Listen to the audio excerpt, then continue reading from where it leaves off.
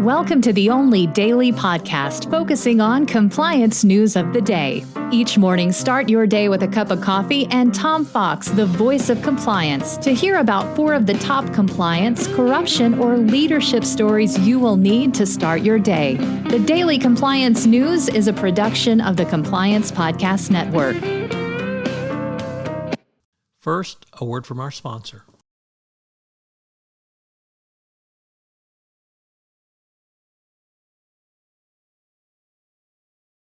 The Daily Compliance News for May 31, 2022, the Lions and Tigers and Bears edition. Oh my. We begin with that story from the Wall Street Journal, Risk and Compliance Journal, Richard Vanderfort reporting that law firms have been adding behavioral scientists, data experts, journalists, cops for professions that typically are not seen as part of law firms.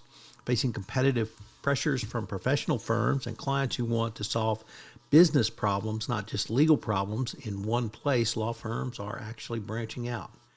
If you're not aware, law firms are typically some of the most conservative places you will ever see because, of course, they're made up of lawyers who are some of the most conservative places or people and professionals you will ever see.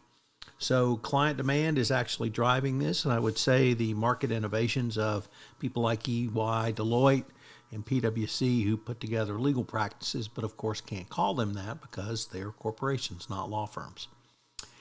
Next up, from Reuters actually, the SEC has the Second Circuit has clarified when public companies have an obligation to tell investors they are under investigation by the SEC.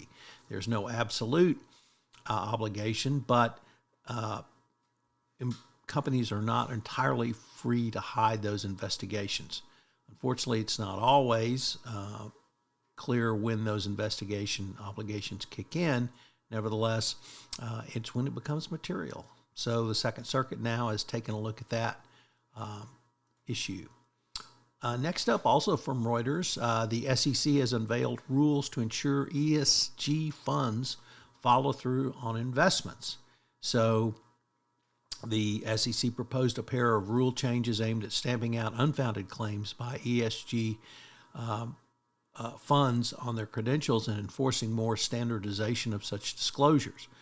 These proposals are certainly subject to public input, and regulators and activists have become concerned that U.S. funds are looking to cash in, but not really following through on the promises that they've made.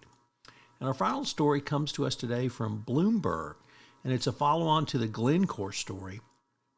The corruption and market manipulation case against Glencore alleged conduct of 2 former executives who formed a part of the inner circle of the trading house's top management for a decade, and they walked away as billionaires. The government did not bring any charges, or at least has not yet brought any charges against top Glencore managers in the sweeping bribery and corruption case, which was announced last week. They identified 2 persons who Bloomberg has identified by name. It's not clear if these individuals will be brought to trial or charged in the Glencore case. There is some speculation that they might be brought to trial in the United Kingdom.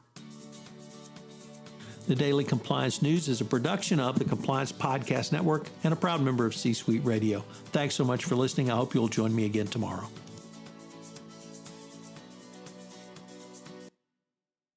This podcast is a part of the C-Suite Radio Network. For more top business podcasts, visit c-suiteradio.com.